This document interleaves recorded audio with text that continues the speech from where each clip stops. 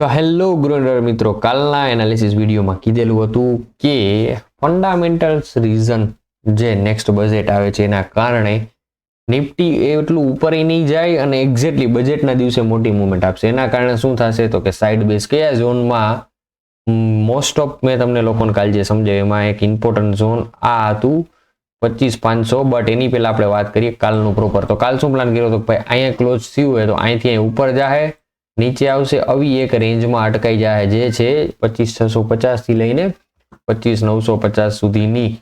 એટલે total range હવે માર્કેટની થઈ ગઈ છે જોવા જાવ તો 500 પોઈન્ટ 25,500 થી 26,000 વચ્ચેની. વન ડે ટાઈમ ફ્રેમની અંદર આવીને તમે જોવો બધું હાઈડ કરીને તો કેન્ડલ્સ કેવી દેખાય છે. એક્ઝેક્ટલી જે આ હેડ એન્ડ શોલ્ડર પેટર્ન બની હતી અને આ આપણે કીધું હતું કે એક રોજ ક્વિઝ રાખશું. આ કઈ કેન્ડલ છે તો આને ડ્રેગન ફ્લાય ડોજી કેન્ડલ કહેવામાં આવે છે. અહીં સર્ચ કરીને બતાવી દો.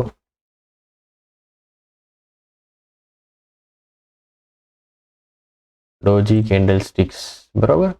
તો આ રે આ અહીંયા તમે જોઈ શકો છો ને એનો પ્રોપર ફોટો આ રહ્યો.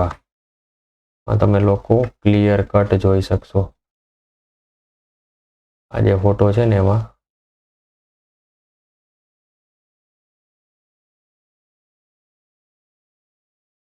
દેખાણું,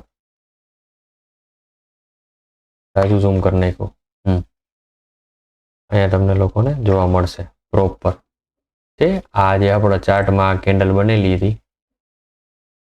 આ વારી, આ બેરિશ છે. આમાં એક્ઝામ્પલ આપ્યું બુલિશનું છે. તો આનો મતલબ શું થાય? ઘણા કોમેન્ટ્સ કરી છે, અમુક ખોટી કરી, સાચી કરી, બટ આપણને શીખવા મળ્યું. તો ડેલી બેઝ ઉપર આપણે એક આવી વસ્તુ ફાઇન્ડ આઉટ કરી અને કરતા રહીશું. સો હવે અત્યારે માર્કેટનું શું રહે, કારણ કે મોટી પેટર્ન વાઇઝ બેરિશ બની, નીચેથી શું છે તો કે બુલિશ. જો આ છે સપોર્ટ મેઇન લાઇન, પછી ટ્રેન્ડ લાઇનનો સપોર્ટ છે, અને એના સિવાય જે આ લાઇન મેં ડ્રો કરી દીધી કે આ બ્રેક થાય તો અહીંથી મેજર ટ્રેન્ડ લાઇનનું બ્રેક થાય અને નીચેની બાજુ ઘણા ગેપ્સ પેન્ડિંગ છે. એટલે આ બધી વસ્તુ મતલબ કે જો પેટર્ન દેખાડે બેરિશ, ટ્રેન્ડ દેખાડે બુલિશ, તો આવી સિચ્યુએશનમાં માર્કેટમાં એક મોટા ઝટકાની જરૂર હોય જે આપણી ગવર્મેન્ટ પૂરો પાડશે બજેટના દિવસે. કાંઈથી મોટું બૂસ્ટઅપ થાય ને કાં મોટો ફોલ થાય. એટલે બજેટના દિવસે જ પૈસા લઈ અને ટ્રેડ કરવું એ બેટર રહે, નહીં કે આગલા દિવસોમાં તમે ઘણા લોકોનું, હું એટલે બોલું છું, ઘણા લોકો લોંગ સ્ટ્રેડલ બનાવશે. લોંગ સ્ટ્રેડલનો મતલબ શું થાય કે માર્કેટ જ્યાં બંધ થવાનું હોય 3:15 3:30 પહેલા આ લોકો 3:15 વોચ કરે અને માર્કેટ બંધ થાય ભાઈ માની લો 25,585 છે તો અહીંયા રમે છે તો કોલ ને પુટ બે લઈને ઊભા રહી જાવ. જે કાલ મોટી મુવમેન્ટ આવે એ બાજુ પૈસા બને નીકળી જાવ. એક બાજુ 0 થઈ જાય ને એક બાજુ 0 થઈ જાય, પણ આવા ગણિતો વાપરવા નહીં. સમજાણું? ચાલુ ગાડીમાં જ બેહીને પૈસા બને આવા ટ્રેન્ડ દરમિયાન. ચાલો તો હવે આપણે 15 દિવસ નિફ્ટીને ઇગ્નોર કરશું, બટ નાના મોટા ટ્રેડ્સ તો કરવા ને. તો નાના મોટા ટ્રેડ્સ માટે મિત્રો અહીંયાથી આ ડાઉન સાઈડ 70 પોઈન્ટ ફિક્સ કાલે મળે. બટ તમે લોકો જોવા જાવ તો તારે એક્ઝેક્ટલી નીચે જઈ અને આ અહીંયા ક્લોઝ આપ્યું છે.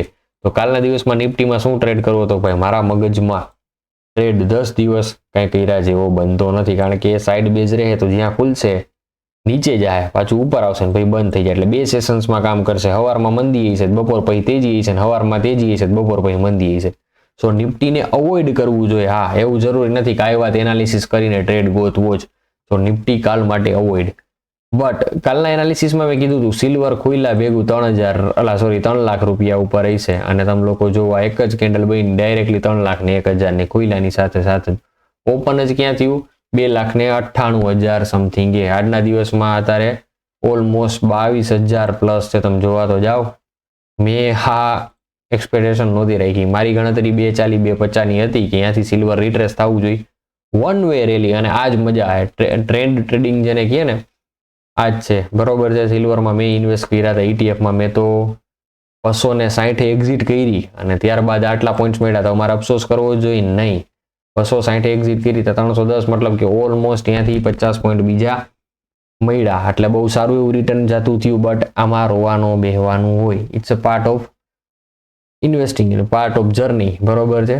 હવે ગોલ્ડની વાત કરીએ તો ગોલ્ડમાં રેલી તો કે હા ગોલ્ડમાં મને બહુ વધારે સારી એવી રેલી દેખાય કારણ કે ફોરેનના ગોલ્ડ ઉપરથી હું તમને લોકોને સમજાવું તો મેં શું કીધું હતું કે અહીંથી રિટ્રેસ થઈને જે ટ્રેડ મળે તો ફાઇન્ડ આઉટ કરશું અને લાઈવ આવશું. લાઈવ શું કરવાનું આવ્યો સવારના પોરમાં જ ગોલ્ડ ઉપર ખુલી ગયો, આટલું ઉપર ખુલી ગયું હોય 70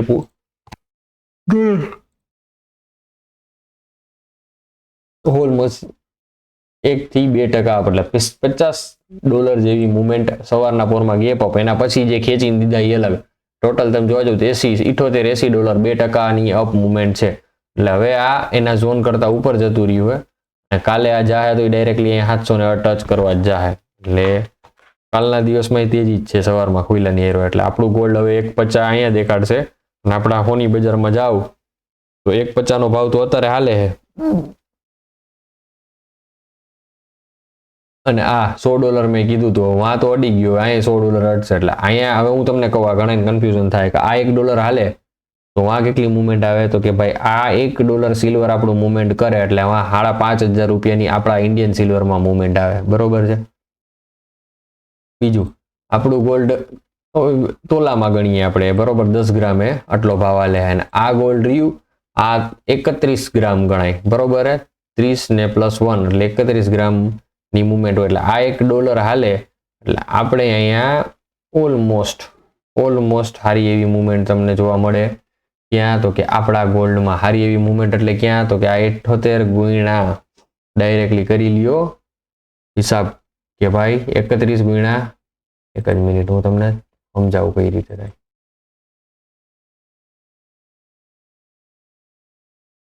સિલ્વર એન્ડ